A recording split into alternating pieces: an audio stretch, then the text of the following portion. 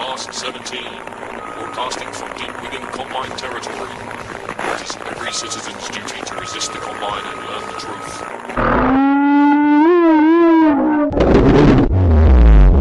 truth. Good afternoon, listeners. Welcome to Podcast17, your weekly verbal tour of everything Half-Life. I'm Phillip from Planetphillip, and with me today I have a cornucopia of knowledgeable Half-Lifers, starting with William, my co-host. Hello, William. Hey, Phillip. How's it going? Hopefully my internet doesn't disconnect. And finally, I got my Steam account back. I have, I don't know, I have something to admit. I guess I didn't submit a Steam support ticket for 2 weeks. And then finally, when I did submit a Steam support ticket, it only took like 2 days for it to be rectified. So apparently there's another button you have to hit after you fill in the forms and everything. Such a pain in the ass. But now I have my Steam back, but now my internet's being flaky, so hopefully I don't drop. But anyway, thank you for welcoming me. And welcome listeners to another edition of Podcast17, of course. With me also is Daniel. Daniel, please introduce yourself. I'm Daniel Akard. I'm the mod leader of Ragnarok Arena, Half-Life Deathmatch mod. I'm sort of the co-leader-ish kind of guy for Resident Evil Cold Blood, and the leader of a yet-to-be-announced Source co-op mod that we might get around to talking about later. That's about it. Okay, well, welcome to you. And also with us today is Stan. Stan, introduce yourself. Hello, I'm Stan, aka Slappy Bag, from Interloopers community mainly. I'm an independent developer, haven't really got much to my name, just general maps and a bit of mod work, just for failing mods now, unfortunately. That's really it, really. And also joining us today is Alex, aka Your Evil Twin, a staff writer from Planet Half-Life. So welcome, Alex. Hello, great to be here. Not sure if it's right to call me a staff writer for Planet Half-Life. It has been a good year or so since I've done anything for them, but I never formally quit, so I suppose you could call me that. At the moment, I'm more into developing levels and mods myself. Well, welcome to everybody, one and all. William, tell us about the news, or shall I start with the podcast news? Yeah, why don't you start off with podcast news? Let the listeners hear what's going on with us. Okay, so podcast news, here we go. First of all, our contact page is now live. So if you've been having trouble contacting us and you want to talk to us, send us sweet nothings, tell us how much you love us or hate us, you can do that easily with a link on the main page. Also on the site, the participants page is now live, which lists the people that have been on the show and who they relate to. Another page live is the features live, which is basically a quick list of all the different types of sections we have in the show. Lastly, we have listeners' question feature. This is something I'm just introducing now. What we'd like to do is we'd like listeners to send in an audio question to us, and then the people on the show will respond to that question.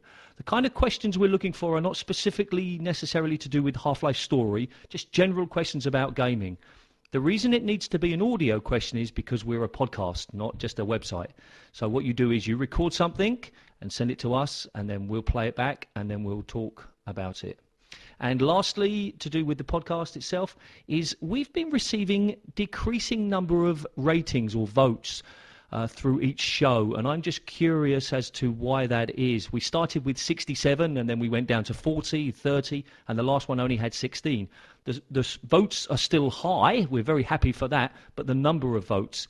Do any of the guests have any ideas why that might be? Because PHL stopped posting about us. Damn you, PHL! Well, damn you, PHL is a good thing to say anyway.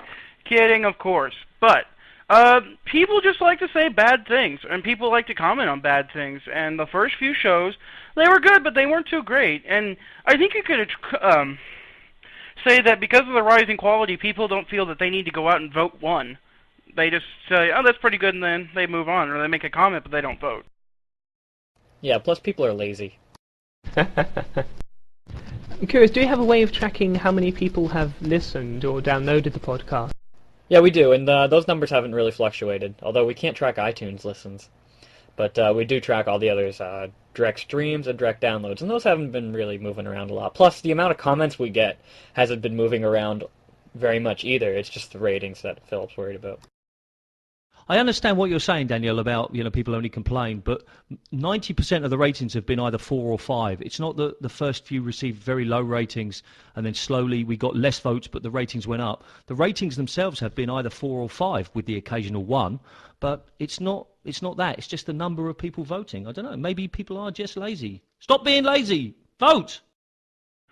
Well, here's another theory. It's just the first few votes is when people start listening to it.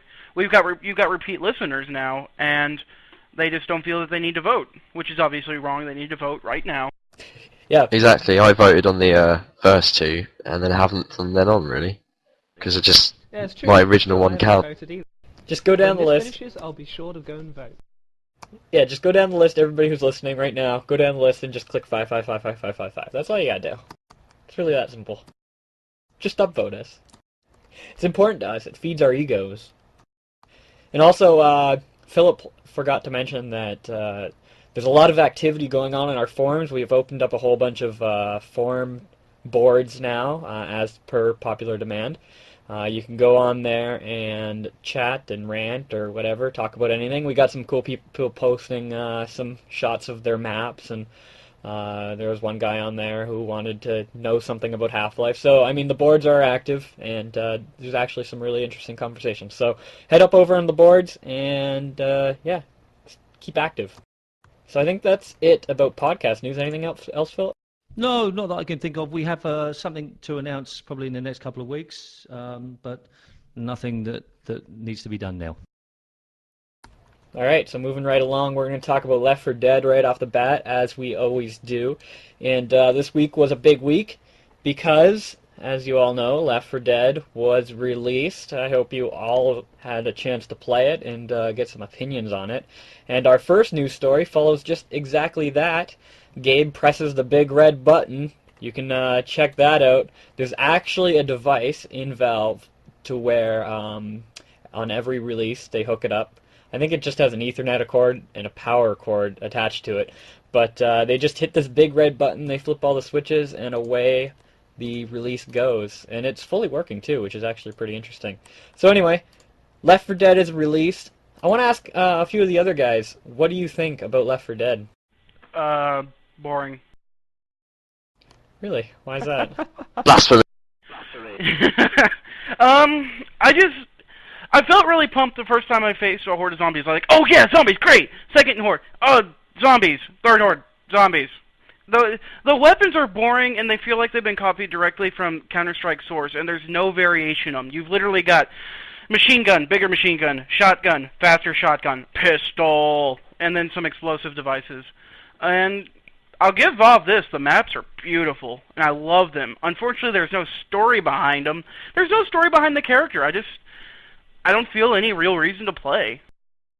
Well, it's a multiplayer game, basically. I mean, you don't really need a story for Counter-Strike or Team Fortress 2 either. It's just this Left 4 Dead adds some of the single-player experience to a multiplayer game. But if you can't really go into it looking for a story. No, I have to agree with you. The story isn't what the game's about. It's really in its most basics, and a lot of people have been commenting about this on our shows. In its most basics, it's a co-op game, and really you can only enjoy it if you have somebody to play with and you have friends to play with. You're not taking it for the story. You're not taking it for the single-player experience. So, Philip, I know you have a few things to say and to comment against what everybody has been saying in these shows, so would you like to defend yourself? No, I don't want to defend myself because I don't have anything to defend. But what I would like to do is to respond to some of the emails that I've received, calling me names and telling me that my point of view is not really a sensible one. All I'm trying to say is that I don't like it. I'm not saying it's inherently a bad game or because Valve made it, it's not very good. I'm just expressing my personal opinion that I don't really like zombies. I don't like multiplayer games. And for me, therefore, the game is boring. But lots of people have been telling me that my point of view is wrong, and I respect their point of view, but people are really giving me a bit of a hard time over this, and I think that you people really need to get a life. Oh, we just lost like 20 listeners. It's like, I don't like peas, but it doesn't mean you're going to lynch me, is it? You don't like peas. Yeah, but were they Valve peas? That's the question for some people, huh? But Phil, you had some really good points, and I do agree with you on a lot of things. So, in its most basics, I don't want to talk too much about this because we talked about it so much over the past couple episodes. But like I said, in its most basic form, it's a co-op experience. If you don't want to play with friends and you don't want to have a disconnected multiplayer session, then don't play the game. It's just that simple. Don't start looking for things that aren't there and saying they're there just because you want them to be there, so to speak. Even I have to admit that the game's not perfect, and there's everybody who loves this game admits that it's not perfect, and I think that's just what it barrels down to. So. To be fair, it is possible to have a strong story in a co-op game. The perfect example being Half-Life Decay, where it's a two-player game it's designed for co-op, yet it has all the the plot and characterization of a Half-Life single-player game. Well, actually, I'm just going to throw this in real quick. Left 4 Dead actually had connecting cutscenes and storylines in between the maps. If you listen to the commentary about it, but they took it out because the playtesters said that it felt like it what's the word here? Invalidated their experience because the endings weren't, happy and great. But it's a zombie movie. I don't think the ending should be happy or great, but Exactly, since when have zombie movies had good stories anyway? Yeah, the game is really just a social critique of most zombie movies, and I mean, if you're going by zombie movies, they're not good in themselves, so why should the game... The game does feel like a B-zombie movie, which is great, because I love B-zombie movies, and Nick was saying that it's just basically a hats off to Romero, and in its most basic form, that's what it is as well, so... I don't think there's anything quite like it, which is nice. There's not really a nice zombie co-op game. Maybe what Call of Duty World at War just recently tried to do, but that was just because Left 4 Dead was coming out and they wanted something. Yeah, I'll give you that. That's a good point. I think what's a shame is I wish that Valve, rather than making Left 4 Dead a zombie game, which admittedly I do enjoy, if instead they'd decided to do another Half-Life game and done a Half-Life co-op experience, an official version of Synergy or Obsidian Conflict, or Sven co-op, because the same system, of helping your buddies and the game changing every time you play could work just as well with Combine Soldiers and Antlines. Oh, I 100% agree. And the players just need something like that. The Half-Life community always asks for more co-op, but nobody seems to deliver, and definitely not Valve. If you remember back maybe 1 or 2 weeks, I mentioned that perhaps Valve should have set this in the Half-Life universe, and a few people agreed and some people disagreed with me, but I would have been more tempted to have played it if it was within the Half-Life universe, especially if they revealed something about the storyline that wouldn't have been revealed anywhere else. Yeah, that's what made Half-Life Decay excellent. I mean, some people would argue that the Gearbox expansions aren't official, but it did drop bits of storyline which aren't important to the overall picture. They don't change your knowledge of everything that went on. You can easily not play Decay and still know what goes on in Half-Life, but it adds an extra little bit of depth to certain elements. You know how and why the soldiers arrived, and and things like that, and that the scientists did actually have a plan to try and reverse the resonance cascade, and it didn't work too well. So yeah, it could have been quite possible for Valve to make a Half-Life 2 game with co-op that could, from another perspective, that would have added something more to our understanding of the Combine or the Resistance. At the same time, you think they would have learned their lesson, though, from Portals, because Portals got such a huge acclaim for having that tie-in with the Half-Life universe, the Aperture Science Facility having competing for funds against Black Mesa, and I loved that. That was my favorite part of Portals, was that cross-connect storyline. And I know there's a lot of people who really liked that as well. They loved reading, the slide presentations that were on the overhead projectors. I really don't know why they didn't do that with Left 4 Dead. It would have just been cool. Nick has a theory that there's a lambda symbol on the side of, what's the biker's guy's head? His hairline is in the shape of a lambda symbol. If you haven't seen Francis, if you haven't seen that. Yeah, I mean, they could have easily made Father Grigori one of the main characters in the game, and they could have had everybody else to be a rebel, or even a turned Metro cop, and it could have been set in part of Ravenholm. It would have worked perfectly. The only thing I can think why Valve decided not to go with that is it kind of already exists. There's two Half-Life 2 co-op mods. There's Obsidian Conflict, there's Synergy. Maybe there's another one or two that I haven't heard of. And they are reasonably competent. If you get on a good server with a good connection and it's a good map, then it can be a good experience. So maybe Valve felt that they'd just be treading on ground that modders have already treaded on. I agree. I'm bored of Half-Life zombies, to be honest. I mean, the last couple of weeks there's been way too many Half-Life zombie maps and Half-Life zombie mods and things like that, and it's just full everywhere. And I think it's good for them to just get out there and do something different for once, instead of keeping themselves stuck in the boots of Half-Life. Yeah, I'm glad they actually came up with a new intellectual property. I'm actually glad they did that. I guess my biggest thing is that I was expecting a big storyline with the Valve game, and I didn't get one, so I'm still old man angry over the fact I didn't get that. So that might just be my problem with it. But I am glad that they chose to go with a new intellectual property instead of making another sequel, when we're drowning in sequels right now. Yeah, I mentioned that before on other shows too. Valve needs to find a way to get out of the Half-Life series. They can't just concentrate on one thing. And you always hear about people talk, never limit yourself. And Valve is definitely limiting themselves with just Half-Life. You say Valve as a development group, and you instantly think Half-Life, where there's other development groups who've worked on millions of different IPs. And I think Left 4 Dead was really their push, and they're testing the community to see, will this take off? Will people become interested in something other than Half-Life? I think that might be their main motivation behind it. Yeah, I understand what you're saying, but did they really develop the IP, or did they get it from Turtle Rock? I don't know how far along the development cycle they were when they became part of Valve. And there are other studios who have focused just on one particular IP and have done very well. I mean, the one that springs to my mind is Epic with Unreal Tournament. And okay, it's a different game, but they focused on that. And having said that, though, they did, in fact, edit that because they released Gears of Wars.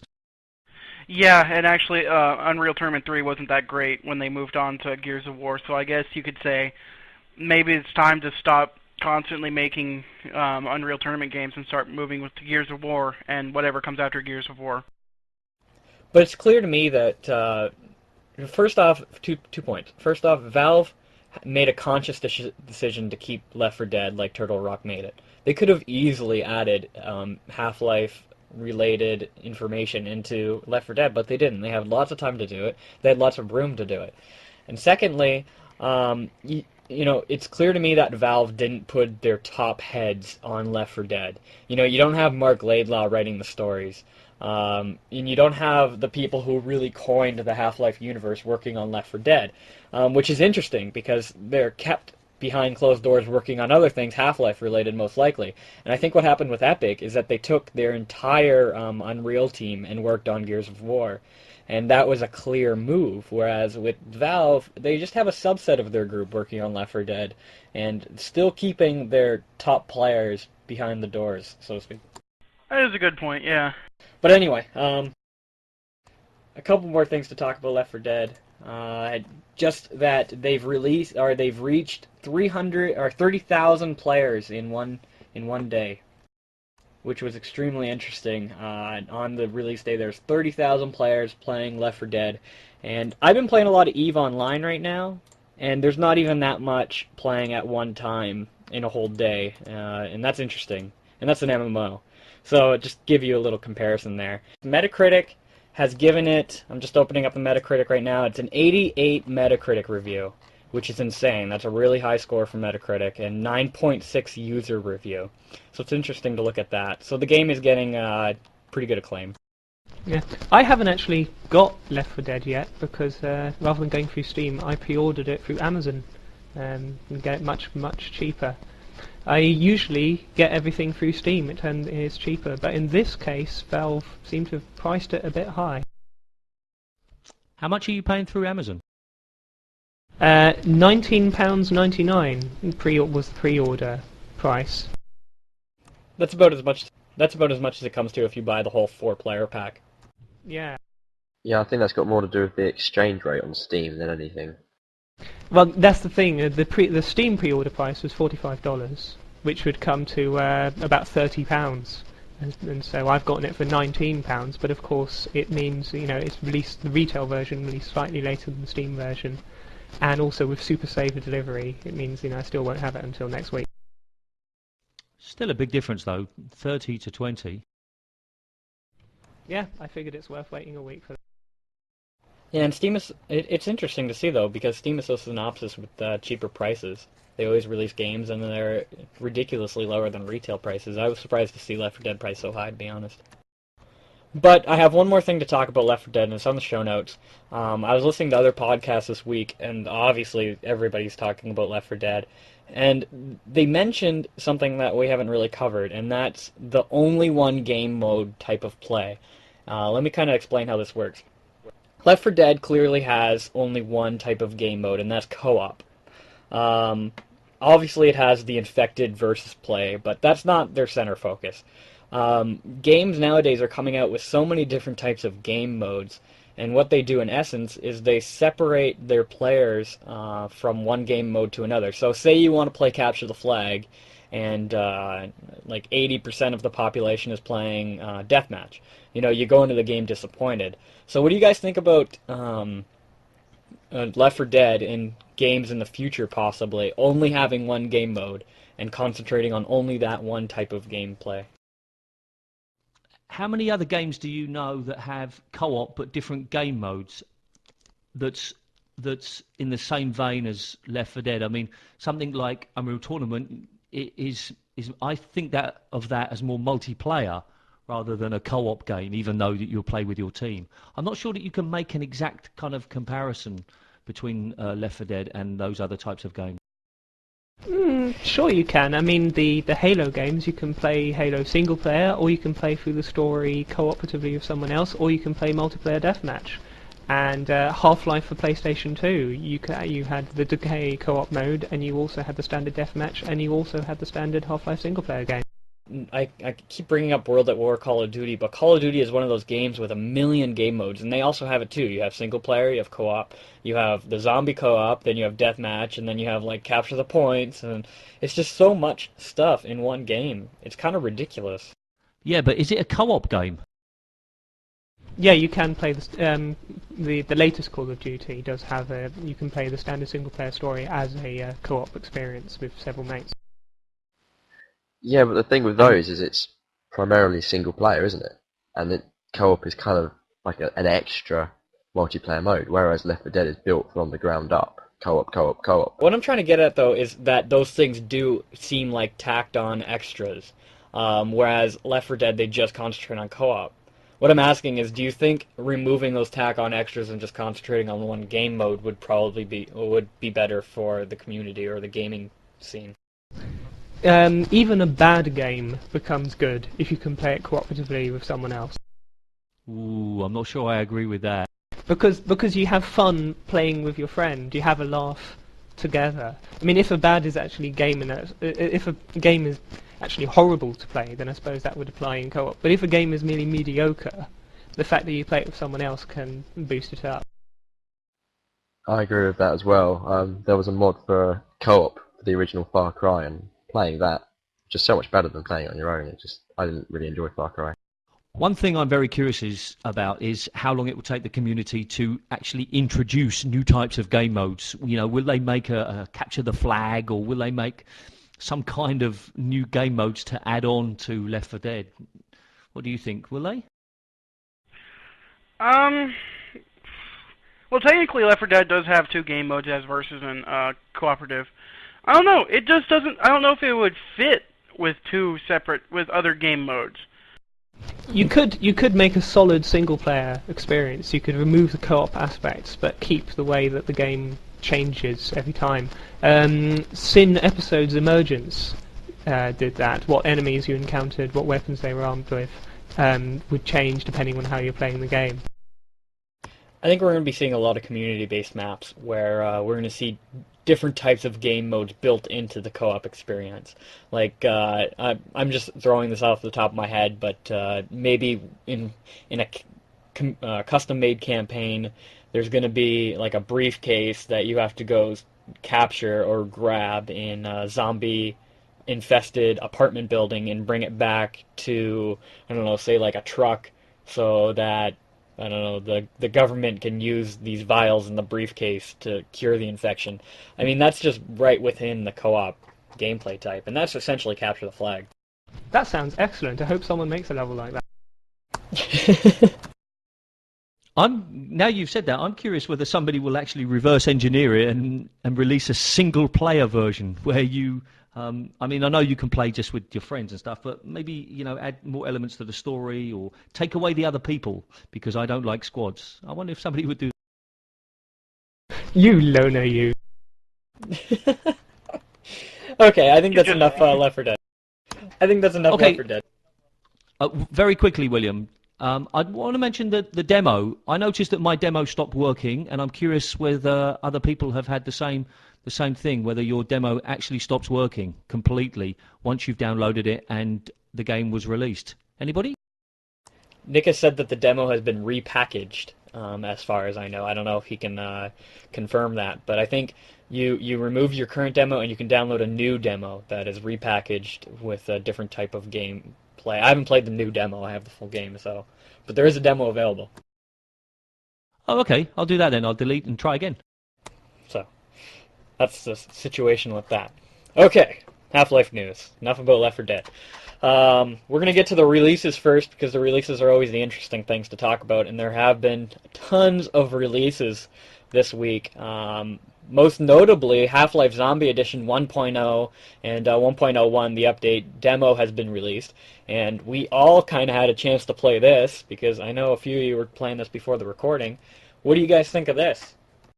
Excellent, excellent technology behind it, and it's a great original idea. And the way Shooter Andy tries to tie it into the Half-Life story, it'll make you go, "Oh, that's really cool." But it's got its bugs. That's why it's a 1.0 release, and I think it's in dire need of a README or something like that. Yeah, I found it had a lot of bugs too. Just for a little backstory, if there's any listeners out there who don't know what this is, Half-Life Zombie Edition allows you to play as the zombies of Half-Life. So you can play as a head crab and everything's small, kind of like a rat map, and you attack other scientists or Barneys or even grunts, and you can take them over and then you turn them into a zombie and you can transmutate into different zombies. And it really gives you another, I guess, viewpoint of the Half-Life universe. It is fun, but I wasn't able to transmutate because there was some sort of bug which didn't allow me to do so. So there is a lot of bugs, but I would give it like an 8 out of 10. I can't wait to see this game be finished or finalized. I wouldn't give it that much. I mean, the technology was great, but I found that without any kind of structure or narrative, I was just aimlessly wandering around whacking zombies with M4s. Does anybody know, do you actually start as a head crab and then you have to work your way up to a zombie? Yep. Yeah, you do. Oh, that yeah. sounds fun. One of the best bits is one of the best bits is the beginning. In the original Half-Life, there's a scene where a scientist pushes a filing cabinet on a head crab, and then one jumps up from behind. What's great is that you end up being that head crab and jump on that zombie and take his body and become a lovely little zombie. I think it's cool the way many developers in the community have tried to see Half-Life from many different angles. There was like a mod called Cleaner's Adventures, and then there was another one where you play something else, and there was even a mod where you play a Vortigon. I can't remember the name of that one. That was kind of cool. About to say that. Yeah, point of view. That's it. it. Yeah.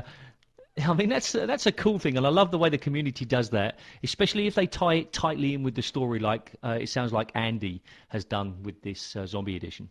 Well, that's the legacy of Gearbox and their expansions. I think when it was decided that Gearbox was going to do an expansion for Half-Life. They had several different pitches for, ideas of what to do. One was the continuing adventures of Gordon Freeman, and one was playing from an alternative perspective as one of the soldiers.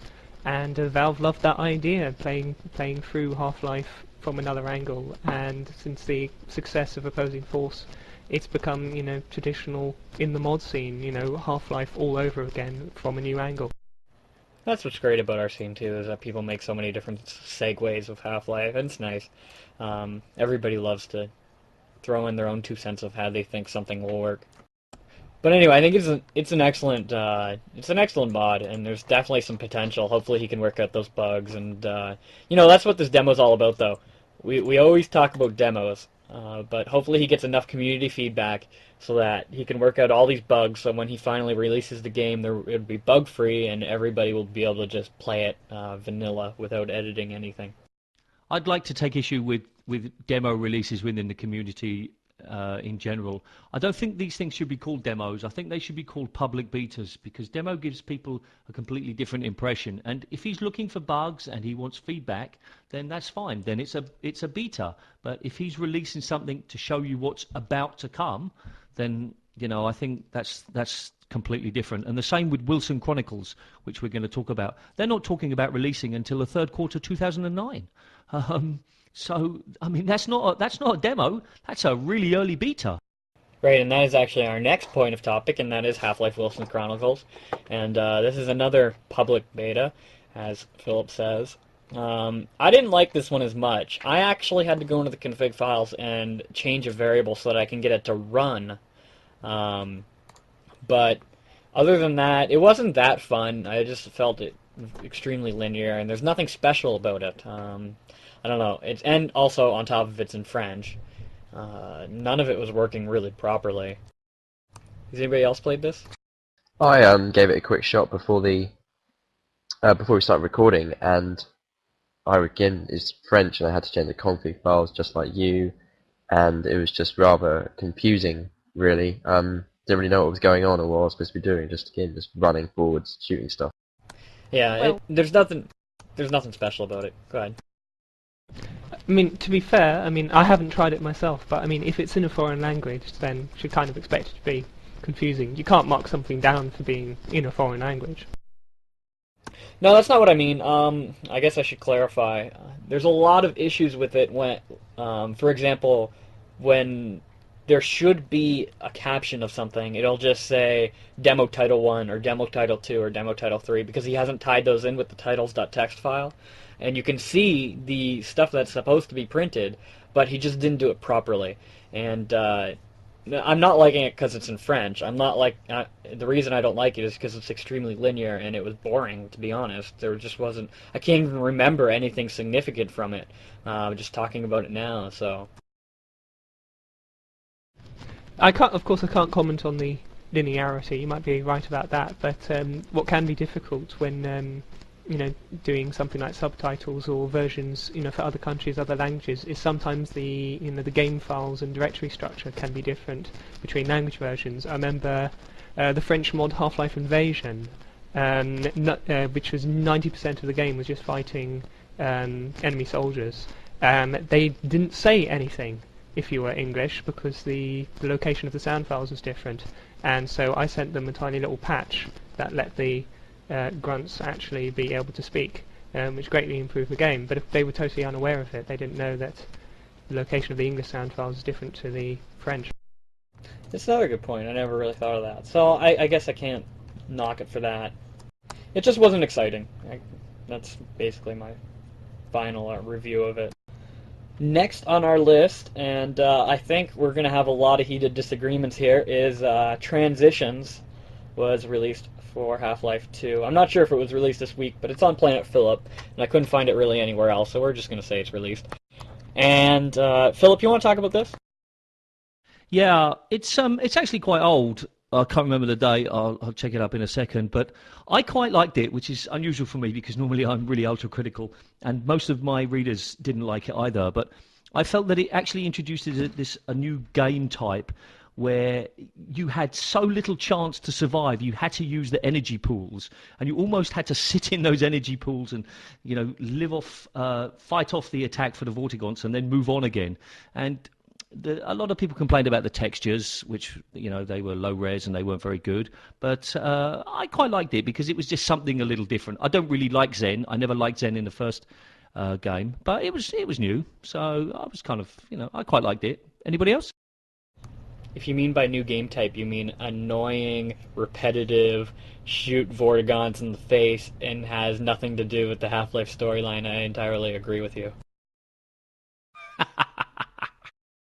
I had a strange bug where if you moved like a foot away from the G-Man, he became completely silent, so I wasn't paying attention, and when he opened the door, I went through it, and I inadvertently finished Half-Life, apparently. Yeah, the game boasts that it's the Transistions that builds the gap between Half-Life 1 and Half-Life 2. But that makes absolutely no sense, because you start off in the tram, and the G-Man gives you the decision whether or not to go into the portal and work for him, or stay and be confronted with, a battle you have no chance of winning. And the way the Half-Life storyline works is you walk into the portal, but this game actually works that you don't go into the portal, and you get teleported out. So first off, that's my first gripe with it. It has nothing to do with Half-Life, because it's an alternative storyline. It's not a transition storyline. Second off, the Vortigaunts are never your enemy in the Half-Life series. They are controlled by the controllers. That's why they have the restraints and the cuffs and everything, and the neck cuffs and everything. So this is my second rant with it, because the author says the Vortigaunts have to decide whether or not you're working with the G-Man, or you're the enemy, or you're the friend. It's just, there's so many things wrong with this game that it bothers the crap out of me, like, so bad. First off, he's using Half-Life Episode 2 Vortigaunts, which have no shackles. So they aren't even your enemies because they aren't being controlled. Second off, the whole game is ridiculously repetitive. I played it on hard, and yes, I beat it. And yes, I got ridiculously frustrated, but it was so repetitive, and there's so much trial and error in this game that pissed me off beyond belief. I do not want a game where I walk into a room, and I'm like, should I go through Portal 1, Portal 2, Portal 3, and I go through Portal 1, and then I go back into the room. Oh, it looks like I have to go through Portal 2. And then here's another room. Oh, I'm back in the original room. Oh, this game frustrated me to no end. And Nick got to hear about all of it because I dictated my whole gameplay experience to him. To be fair, I think you're a bit wrong about the Vortigaunts never being your enemies. Although the Vortigaunts were being controlled in Half-Life 1, they were slaves. The fact is that Gordon Freeman did kill about 100,000 of them over the course of the game. So whether they're being controlled or not, I think they might harbour a few bad feelings if this is indeed set right after Half-Life 1 is finished. That's true. That's a good point. Did anybody in the original Half-Life actually not go in the portal? Because I didn't, and you just end up going up against a load of the alien grunts. Although you don't actually get to fight them, but that's how the actual thing happens instead of alien slave. Yeah, I didn't jump. You just go in with like loads of gargs and all sorts of stuff. Or not gargs, the one smaller than the garg. Yeah, grunts, and then it fades to black. I wish Valve would have at least given you a chance to fight that. The problem there is that players might not have realised that it was truly unwinnable. They might have thought it was an ultimate final boss battle and kept on retrying and retrying and retrying to try and fight their way through, even though the odds are genuinely impossible. Have you guys noticed, though, in the end of Half-Life 1, when you get teleported to that grunt area, there's actually, behind all the grunts, there's grunt sprites to make it look like there's like an infinite amount of grunts? Yeah. Amusing little sprites. Ye old 1998 technology. Yeah, I always found that funny. There's a mod for Half-Life 1, Sweet Half-Life, where at the end there you end up in Area of Zen, and there is a truly ludicrous number of alien grunts. And on my old computer, playing with the high definition pack, the game totally slowed down because there were so many alien grunts. That's how it should have ended. But I was confused, though, too, playing Transitions. I wasn't sure whether or not I was supposed to go into the portal or not. So I was talking to Nick while I was playing this game, and I was like, just out of curiosity, I'm not going to go into the portal. And it turned out that was the game. And I was like, wait, was I supposed to go in the portal, or was I not supposed to go in the portal? So then, I played it all again, and then I went in the portal, and it was like, congratulations, you beat Half-Life 1, go play Half-Life 2. And I'm like, oh, come on, that's so cheap. Yeah, when I first played it, I thought that was the mod, and it was literally just 10-second map. I thought that was hilarious, and then I realised it was actually a mod. I was disappointed after that. What we're saying, listeners, is that it looks like it's a love or hate map. You either love it or you hate it. But see, I like the level design. The level design was awesome. I've got to give credit to someone for having the guts to do Zen. Because so many people hated Zen at the end of Half-Life, so it takes a lot of guts to decide to do a Zen mod for Half-Life 2. I think the only thing I know which really did Zen well was the point of view mod for Half-Life 1, where you played as a Vortigaunt. The first few levels in Zen were fantastic, but it didn't feature jumping puzzles. It featured you fighting human soldiers with guns because you were an alien, and that made the game fantastic. But otherwise, Zen is a sore point with a lot of people. So give credit to the mod author for having guts. Yeah, for sure. I mean, like I said, I really liked the environments, and I liked how he portrayed it. I just didn't like the repetitiveness. But, either way. Next up on our list is the Lost Canyon release from the whole Half-Life. I don't know if you guys got a chance of playing this. I'm on the fence with it. It wasn't good nor bad, and that's really all I have to say. It's like a trap game. You run through it, and you have to make your way through these traps in this kind of pyramidesque-like environment. Anybody else play this? No, I haven't. I'm going to play it tomorrow and add it to the to Planetphillip tomorrow. All right. So anyway, that's what all I have to say about that. It's really simple. If you guys like it, or if that sounds familiar, if you like puzzle maps, then you should check it out. And lastly, I'm not going to cover all these other things on our list because we got a lot of stuff to do. But lastly, on our release list is Half-Life DAV sub demo release. And unfortunately, none of us can play this because this is for the one only version of Half-Life, which really aggravated me. But he did say he's coming out with a Steam release soon, so at least that's coming. But if you have a one version of Half-Life, give it a shot. I still have a one version of Half-Life. I do too. I just don't want to install yours? it. You throw it away?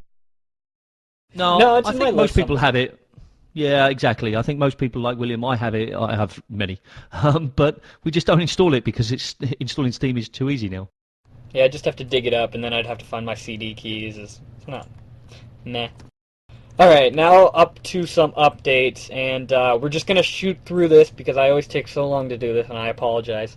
I'm just going to go down the list, and first off on the top of the list is a great history of Valve on PHL, because this week was the 10th anniversary of Valve, or of Half-Life, and it goes through the very beginning to now, and they talk about things like Team Fortress Classic, and Counter-Strike, and DoD, and how Half-Life actually got started with the combination of two games, of Quiver and Prospero, and they talk about Blue Shift, and all the different announcements of the Source engine. It's really cool. You guys should take a read. There's some things that even I learned, and really, really good information there. And to counter that, Stenchy at ModDB did a 10-year tribute to Half-Life, looking back, and he also covers almost the same amount of topics. Counter-Strike, Team Fortress Classic, Day of Defeat, the ship. He has a little video there for you to check out. Really, really interesting stuff. How did you guys celebrate the birthday of Half-Life? I made a map. You made a map? Did you make a birthday map? No. Oh. It honestly Very didn't interesting click with story. me until like 12:02 the next day. I was like, oh, wait. It was Half-Life's birthday. Yeah. I realised the next day as well. I realised at the beginning of the month, but then completely missed the actual day. Well, you guys might make fun of me, but I actually had a cake all by myself. I went over, actually not really a cake, it's a pie. In Canada we have Tim Hortons, which is kind of like your Dunkin' Donuts or whatever, and I bought a pie, and I brought it back, and I sang in my head. Are you serious? Yeah, 100%. Some real point and laugh. Oh my god. Alright, I should just stop talking about how pathetic I am and continue on with the news. Anyway, moving right along, Black Mesa released some media on the Half-Life anniversary and some awesome stuff. I know, Philip, you're super excited for this mod. What do you think of the media that was released? It just gets better and better, doesn't it? I mean, I was so convinced they were actually just going to release the mod on the birthday. I was so convinced they were going to do that and, you know, surprise everybody. But they didn't, but they released media. And honestly, I think this is going to reinvigorate the community, especially the SP community, because there's going to be so many people who want to use the textures, and hopefully they'll allow people to do that and maybe even remake some of the old mods that were available in Half-Life 1. But it's looking fantastic. I mean, the zombie was very nice, very nice. This game is going to be better than most Valve games, I think. It's incredible, the stuff they're putting out. I've contacted the team leader and begged an interview, so hopefully we'll hear back soon. And if anybody from the Black Mesa team is listening and you want to be on the show, please just send me an email and you can come straight on. Yeah. We'll teleport you, in fact. Yeah, I don't mean to crush your hopes, Philip. You said earlier you hoped they'd let people use the textures and things and recreate some old classic mods. I actually seem to recall the developers saying that they wouldn't allow people to do that. You'll be able to create levels for the Black Mesa mod. So if it's a mod that doesn't require any new code, no new weapons, no new enemies, then you'll be able to make it. But I don't think they'll let you stick their textures and models into a totally separate mod. I mean, I suppose you could do it anyway, and I'm not sure what they could do to you. I doubt they can, hire a bunch of lawyers to sue you, but they're not in favour of people doing that, which strikes me as a bit of a shame, really. Yeah, it does. But I mean, if you can just make a map and it just uses those assets, then I'm happy with that. I'm not really sure why they wouldn't want to do that. I mean, they've put a lot of work in, and the more publicity they get, the better. But if that's their choice, that's fine. But hopefully we'll get some maps that can use those textures and assets. Yeah, it's possible they might change their mind. I think it's just because there were a bunch of people talking already about making this mod or that mod, and they were just planning to rip off Black Mesa textures and models, waiting, basically let Black Mesa do all the work when it comes to texturing and modeling. Weren't they stung by somebody stealing some media and stuff ages ago anyway, so kind of put them in bad light from that point of view.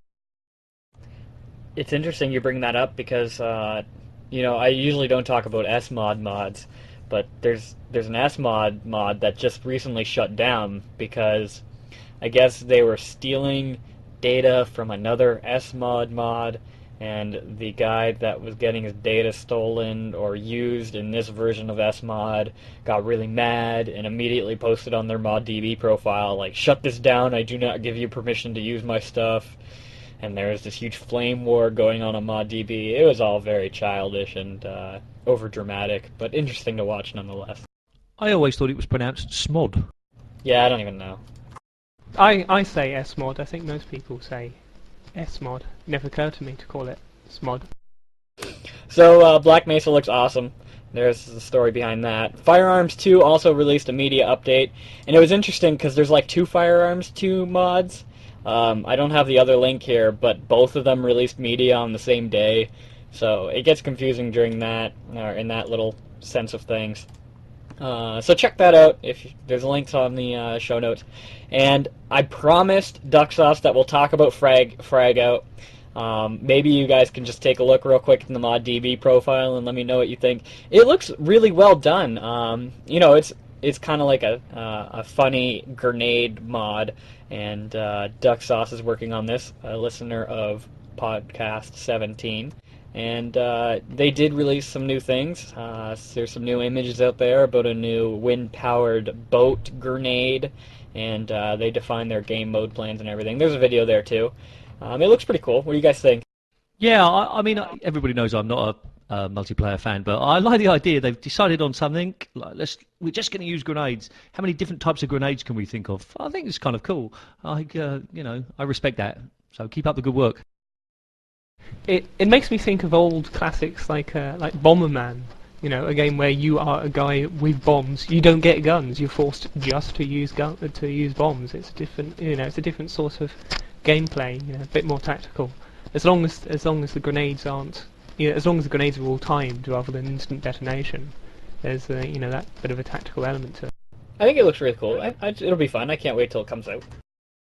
Yeah, it could be interesting. I'm not a huge fan of using grenades, but hey, it's a pretty new gameplay mechanic, and Lord knows that's what we need. Alright, so that's it for the news. Oh, wait. Somebody wanted to announce their new source mod. Okay, if I have to. I'm working on a new co-op source mod. It's called Trial by Fire. It is a top-down arcade co-op mod where the main goal is getting through maps as fast as you can, killing giant hordes of enemies, and boasting about your high score.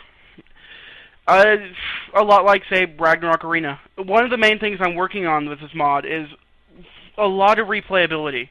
Like, every single map has at least 3 different paths that branch out into 3 more paths, and so on, because something I've noticed with a lot of co-op mods is the maps will be very, very, very, very linear, and once you've beaten them, that's it. So tell us about this top-down aspect of it, though. Well, have you ever played, what's the word?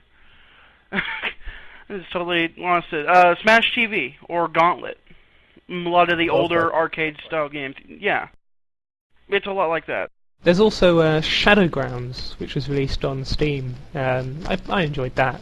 That was a top-down arcadey sort of game. Anyone else played that, Shadowgrounds? I've played it, but not on Steam, so. Yeah, I played the demo on Steam. It was a lot of fun.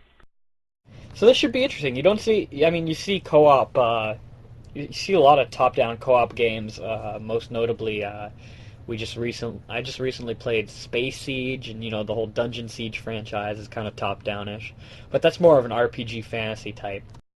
Yeah, and I just sat down for a while, and I was like, okay, there's a lot of stuff being made for Source, and I want to eventually make a Source mod. What do I do? And I looked around, and there is kind of a lack of co-op mods. I mean, we do have Synergy, and we do have Obsidian Conflict, but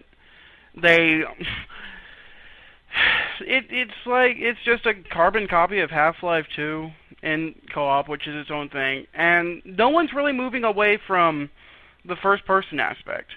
Right. So you're looking for anybody to help you out with this help you out on this project? Oh, completely. All the time. If you'd like to help, you can get in contact with me on Half-Life Creations, which has been on here before, but it's half-lifecreations.com.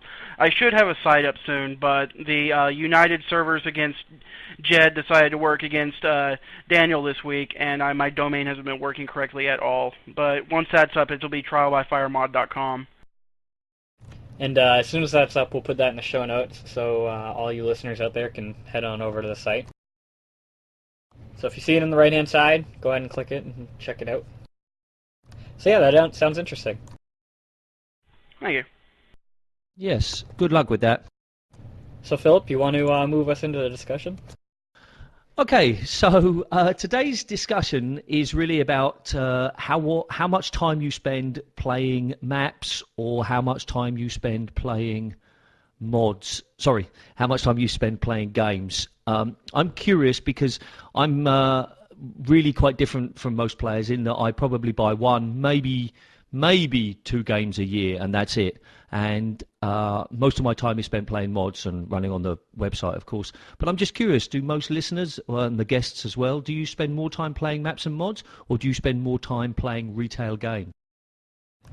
I guess it depends on what's released that week. When Fallout 3 was released, I played a lot of Fallout 3.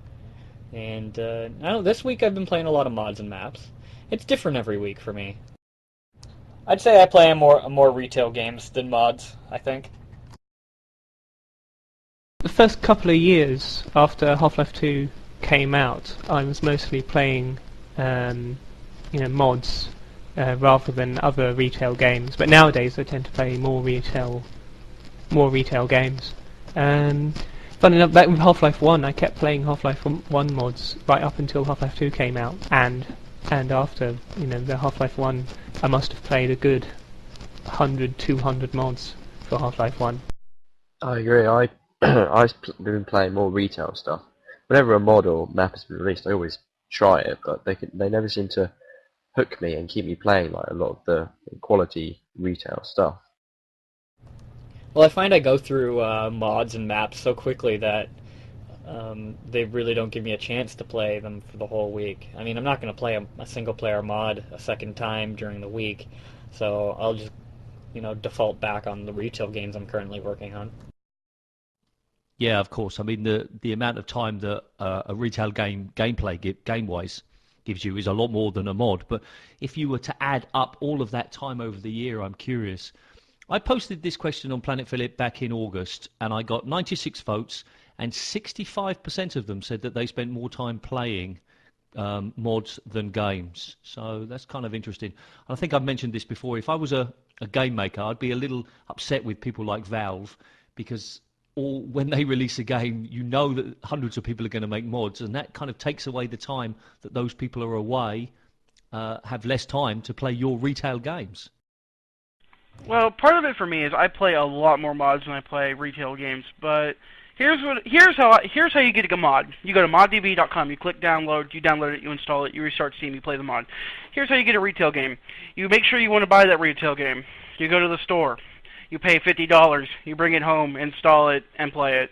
It's a lot easier for me to get mods, and it's a lot cheaper.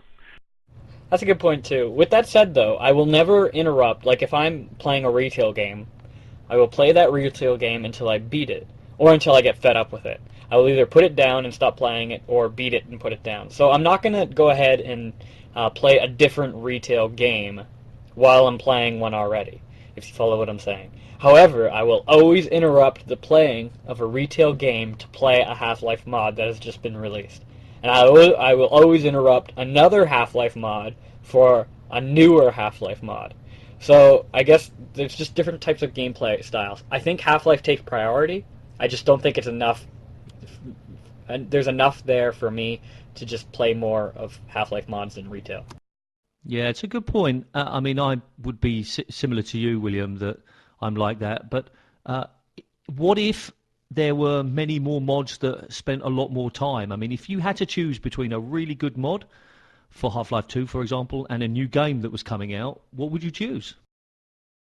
The mod. And everybody else? The mod.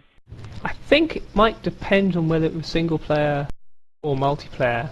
If it's single player, then whether you play the new retail game now or a month or two later won't make any difference. And if you get it later, then you get the game cheaper.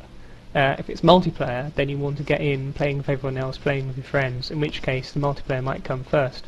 But then, you probably won't play that multiplayer game, every day. Your mates won't be online all the time, so probably play the mod just a couple of days later.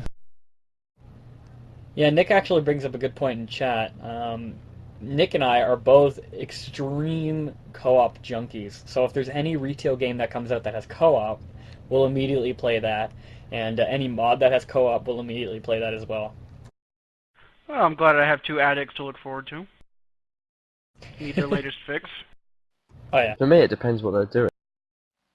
Like, if a mod is literally just another single-player Half-Life mod, even if it is really polished, if there's a retail game which is doing something really different, like maybe Mirror's Edge or Portal, something that's changing things, I'll definitely go for that, because I can kind of already see how that mod's going to play. But it also works completely vice versa as well. I'm a little bit biased though too, I have to admit. I feel like it's my obligation to play Half-Life mods. It's not my obligation to play retail, mainly because of this podcast. It's I owe it to the listeners to keep up to date with everything. So when a new mod comes out, I have to play it, not only because I want to, but because I feel like I need the information and I need to know about that for when we talk about it on the podcast.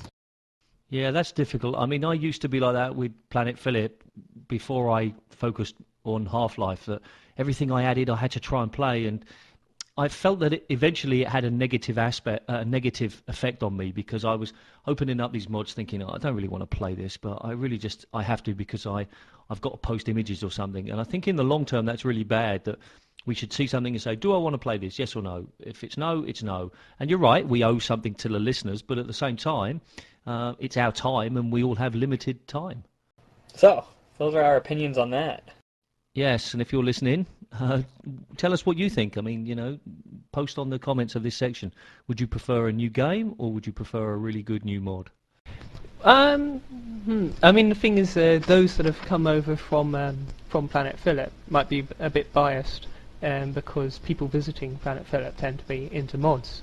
And as you said, the Planetphillip poll showed more people were into mods, but then again, fans of mods tend to be the people that visit Planetphillip. If you ask the sort of general gaming population at large, even those that consider themselves Half-Life fans, they'd probably go more with retail games. I think once you get into mods, you start to play a lot, you realise, my goodness, there's 100, I bought one game and I've got 100 mods for free, and you start to work your way through them. I understand what you're saying, but just because you're a visitor to Planetphillip doesn't mean that you don't like other games as well. I mean, they are a little biased, but they don't have to be biased towards mods more than games. It's interesting to see, though. I mean, I know we previously just said we're going to move topics, but you just reminded me of something. Planetphillip listeners are generally single-player players, and it's still, even still, with that said, the poll is showing that people play more mods, and I would expect that with multiplayer players, because multiplayer mods are longer. You can play it for an infinite amount of time, so that's a really interesting correlation. Yeah, maybe it's supposed to work the opposite. You're right. Maybe they spend more time playing games because the SP mods don't give them as much time to play, whereas MP mods perhaps give them much more time. Right. Anyway, okay, moving on. We're going to try something a little bit different today. I mean, we've brought up Half-Life trivia, as Phillip has it in the show notes. We've had Half-Life trivia before, but today we have Alex on the show, and he's going to introduce kind of a trivia / discussion / let's see how deep you can dig within your creativity about Half-Life 2. So, Alex, why don't you take it away? Half-Life 2 tells us very little about the Combine's plans for Earth. We see the human and environmental impact, but we don't really know why they're here. The simplest explanation for what the Combine are doing on Earth is that they're here to strip Earth of resources, and one in particular, water. Now, some of you may remember that early in Half-Life 2's development, Valve considered having part of the game set in vast salt flats, where the ocean had drained away to expose the seabed. And in a book, Half-Life 2 Raising the Bar, they mentioned that the ocean was actually disappearing down a vast teleport drain. Now, many fans assumed that idea was scrapped, along with a whole bunch of other ideas, like the air exchange that was turning the atmosphere toxic. But the truth is that Valve didn't scrap that idea. You don't cross any salt flats in the game, and you don't get to see a teleport drain. But in Half-Life 2's coastal sections, many of the piers and docks are a long way from the water's edge, and the sand is littered with loads of beached ships. You can also see moss halfway up the harbour structures, marking where the old tide lines were before the water drained away. And the beach is actually the exposed seabed. And that also explains why City 17's canal system just has a tiny little trickle of water in it. So, it's an interesting little detail in the game that the sea levels are dropping, and I think it gives us an indication of what the Combine are really up to. Yeah, you're right. I mean, all of those levels are down, and you see it in the mods and in the game as well. And it would be interesting to see this particular teleport drain. I mean, somebody could have made a mod in a similar vein to Minerva, which was incredibly detailed.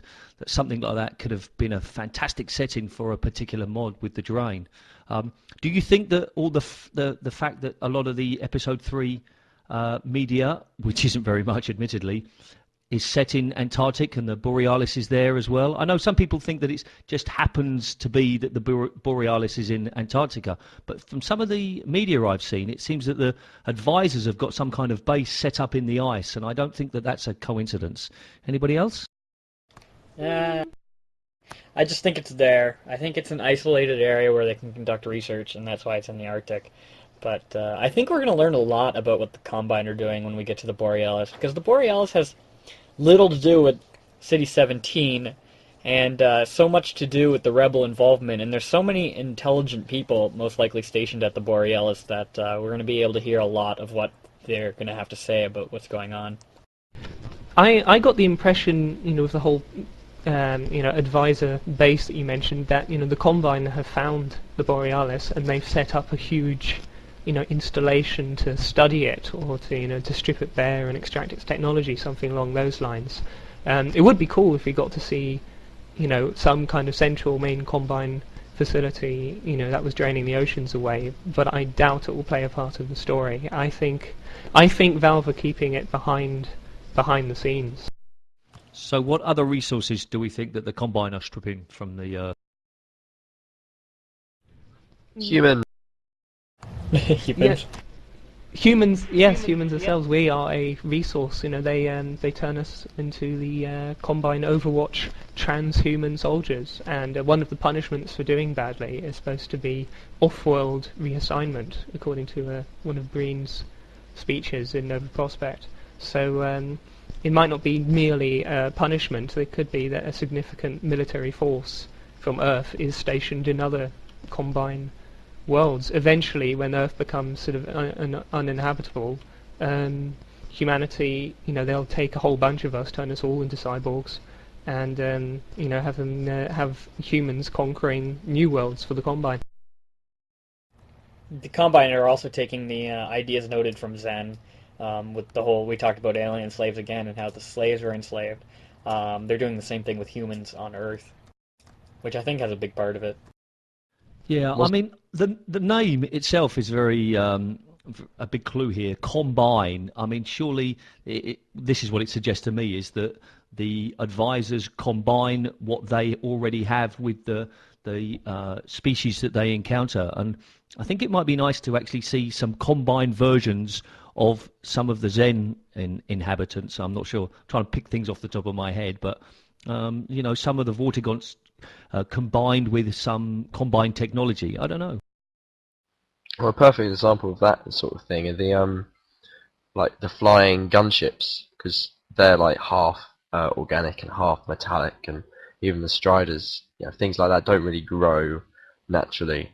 Obviously not in Earth and things like that. They're just combining things with flying discs and crazy shiz to get the best of every world that they can harvest, so to speak. Yeah, the Striders come from Strider Mountain, which will be really soon, one hopes. Just been reading on our little chat thing going here. Combine is really just a slang. It's just a nickname. The official title is Universal Union, so that's just me making up rubbish. So if you just heard that, ignore my part about Combine. It does make sense. Well, then again, I mean, you do see sort of, markings, sort of official Combine lettering on things which say CMB, seemingly, and Breen himself calls them the Combine when talking in private rather than on the speeches. I have a feeling that Combine is more than just a slang term. It's what they originally were called, and the whole Universal Union thing is a big PR exercise. Well, the thing with when you mentioned the lettering to me looks alien. It may just be a coincidence that it looks like Combine, or that may be the idea where the name Combine came from in the story of the game, of course.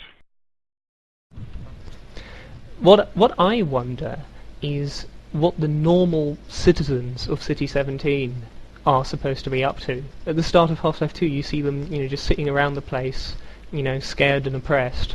I wonder, do they have jobs? Do the Combine make them go to jobs and do work for them? Or is basically the whole of humanity that's not Civil Protection or Overwatch, are they just basically in a sort of planet-wide concentration camp? Then again, concentration camps, people are put to work. You don't see any humans put to work doing anything. Good point.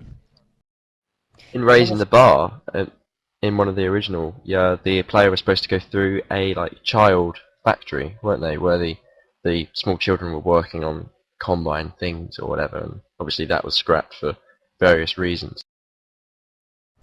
It's almost like they're being prisoners in their own homes. Whenever I think of City 17 or any of the city-related materials, I always obviously think of 1984, and clearly there was some concepts taken from 1984, and I think they don't need to work because they're trusted that the Combine is doing all the work for them. It's almost like the Combine came down to Earth with the intent of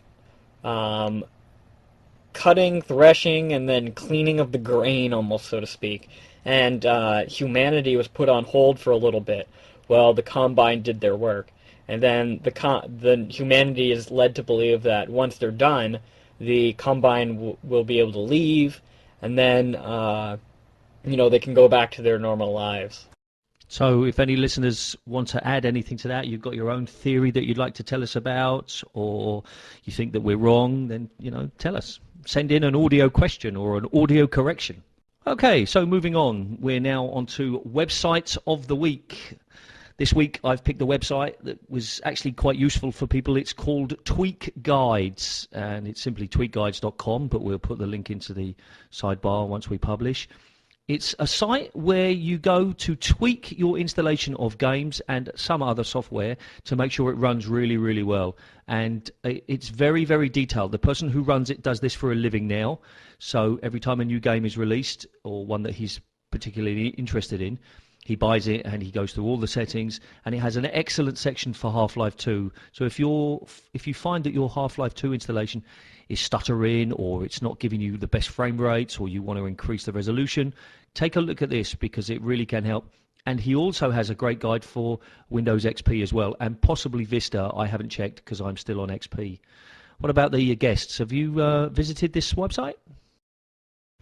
Yeah, it was totally invaluable for when I played Stalker Shadow of Chernobyl on my old computer. It really wouldn't have been able to handle the game if it weren't for Tweak Guides. It gave this excellent tip on disabling a certain setting, pre-caching, I think, and that stopped the game from stuttering every 20 seconds and increase decrease load times as well. So and I wouldn't have known about that if it weren't for Tweak Guides. And also Doom 3. Everyone complains that Doom 3 was too dark. Well, Doom 3 didn't have a gamma setting. It had brightness, but it didn't have a gamma setting. And with Tweak Guides, I was able to find out, how to adjust the gamma and actually make Doom 3 playable. Yeah, I might go through their Fallout 3 tweak guide, because Fallout 3 runs well on my PC, but not as good as it should. And even with Half-Life 2, even when I have it on full HDR and bloom, it can stutter a lot, especially with that map that we just talked about earlier today, the kind of pyramid puzzle map. That I actually had to turn off HDR and bloom because it was running so horribly. Then I feel bad, and I want to turn it back on, but... Yeah. Tweak Guides really helped me play Battlefield 2 back when the game came out, and my computer wasn't exactly the best. So it sounds like all of the guests have found the site very useful. So thank you to the author for that, and keep up the good work. And if you're listening, go visit Tweak Guides. Next on our list is Video of the Week. This week we have something called Half-Life 2 Anxiety, and the tagline is Hitchcock meets Half. I liked it. I'm not really a big Machinima fan, but it's about 7 minutes long, and I watched it all the way through. It's not perfect. It's not, it's not going to win an Oscar or anything, but it's good. And talking of that, does anybody actually know if there are awards for Machinimas? Oh yeah. That's what you're getting. Doesn't ModDB do some? I'm sure there's other big sites that are Machinima sites that do awards. Has anybody here got a favourite Machinima? Like one they keep up with? Well, not one I keep up with, but my favorite that I've ever seen is probably War of the Servers. Yeah, we talked about that last week with Lit Fuse films. They're definitely as soon as there's a new Lit Fuse film that comes out, I definitely download that. I'm a fan of Gordon Freeman's Mind. It's a set of machineries which basically it's just someone playing through Half-Life 1, well, Half-Life Source, and with a constant narration over the top, which is Gordon's thoughts and what he's saying. So instead of a mute Gordon Freeman, you've got a really irritable guy as Gordon Freeman, and it's it's pretty damn amusing. Ooh, I don't like the sound of that. But going back to Half-Life Anxiety, have any of the guests watched it? I've I've just watched started it. playing it. Shame Yeah, it's on you. interesting. That's why I sent an email a week before, more or less. Oh, but actually, cut that because you guys came on the show late, so ignore that. Sorry. Yeah, of course, I only got the email this morning. I got to watch about 2 minutes of the video, and yes, it did look quite impressive, and I intend to watch the whole thing once this is all over. Yeah, I liked it. It was quite well done. Multiple camera actions, dialogue, action, plenty of Hitchcock references, obviously. It's a bit of fun, and I thought, well executed. My favorite part is actually the very beginning, the opening, because it's like a perfect tribute to Saul Bass. And if you know who Saul Bass is, he's the guy who did all the intros for almost every Hitchcock film. He's a graphics designer that does opening titles and posters. I just found that interesting that they kept along with that theme. There's a sequel as well, which we'll post on the website. I can't remember what it's called, but there's a sequel to it. I haven't watched it yet, so that looks good. It's called Half-Life 2 Nightmare. Yeah, Yes, right, that's cool. It's on the same site. Okay, well, that rounds us up for this week. What we have, let me tell you about next week. Next week we will have an exclusive preview of Combine Destiny 2. I have received the files, and William and I will be playing them along with whoever's our guest next week. So you'll be the first person or people to hear about Combine Destiny 2. So that's on next week. I would like to extend my huge thanks to all of the guests this week. They appeared at such short notice, so thank you very much for appearing. And don't forget that if you want to contact us, you can do that via the website, which now has multiple ways of doing that. And William, any last words? I'd like to thank the listeners and Coach Go for not disconnecting my internet during the middle of the podcast. Gentlemen, guests, do you have any last words? Thanks for having me. Yay. Yeah, thanks for having me too. Yep, I had a great time. So that's it. See you next week.